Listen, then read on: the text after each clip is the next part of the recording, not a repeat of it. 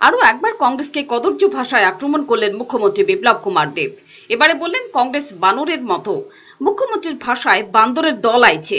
2019 সালের 23 মে নরেন্দ্র মোদী আরেকবার প্রধানমন্ত্রী নির্বাচিত হয়ে গেলে বিজেপি যখন বাজি পোড়াবে তখন বান্দরের দল আর ত্রিপুরার দিকে আসবে না বলেছেন বিপ্লব দেব।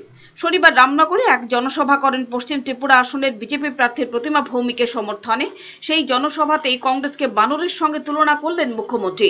যদিও তিনি কংগ্রেস শব্দবন্ধ উচ্চারণ করেননি, কিন্তু তিনি যে বানর বলতে কংগ্রেসকেই বুঝিয়েছেন তা যে কেউ বুঝতে পারবেন তার বক্তব্য শুনলে। এর আগেও কংগ্রেসকে শয়তান, শিয়াল, বেইমান, দালাল এসব শব্দে আক্রমণ করেছেন বিপ্লব দেব, যার জন্য রাজ্য কংগ্রেসের পক্ষ থেকে দাবি করা মুখ্যমন্ত্রী যেন জনসমক্ষে নিঃশর্ত ক্ষমা চান। যেদিন রাজ্য কংগ্রেসের পক্ষ থেকে এই দাবি করা হয় তার ঠিক পরের দিনই আবার বোমা ফাটালেন মুখ্যমন্ত্রী বিপ্লব দেব। গত এক বছরের বিভিন্ন সময়ে মুখ্যমন্ত্রী বিপ্লব দেব আলোচিত এবং সমালোচিত হয়েছেন তার অসংলগ্ন কথাবার্তার জন্য। এবারে নির্বাচনী প্রচারের সময় আবারও তার বক্তব্য নিয়ে আলোচনা হচ্ছে।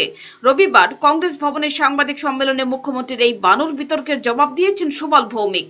ত্রিপুরাকে যদি মুক্ত করতে হয় তো এক शेर ही शेर को चीने, कारण खुद सुरजीत दत्त शेर, रामनगर का शेर कोई है तो सुरजीत दत्त है, और उस शेर ने पहचान लिया त्रिपुरा को मुक्त कर सकता है तो शेर है दूसरा नरेंद्र भाई मोदी।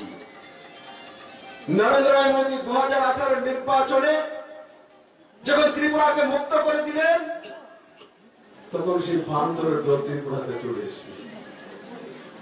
মাঝে মাঝে বাড়ি ঘরের মধ্যে বান্দরায় করে না জঙ্গল থেকে লাউ খেলা, গরুটিকে আপেলটা খেলা, আঙুরটা খেলা, বাচ্চাকে মা মা বান্দর করছে, বাজি ফ্রেন্ড বান্দর দরকার।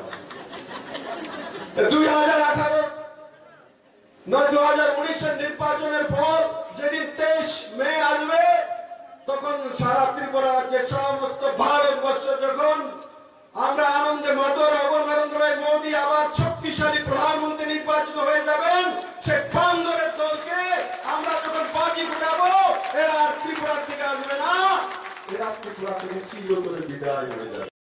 আরো যেটা আশ্চর্যজনক ঘটনা, যে ভারতীয় জনতা পার্টি 1% ভোট ছিল গত নির্বাচনে, 2013 বিধানসভা নির্বাচনে 1% ভোট পেয়েছিল, এবং গত 18 নির্বাচনে 51% ভোট পেয়েছে।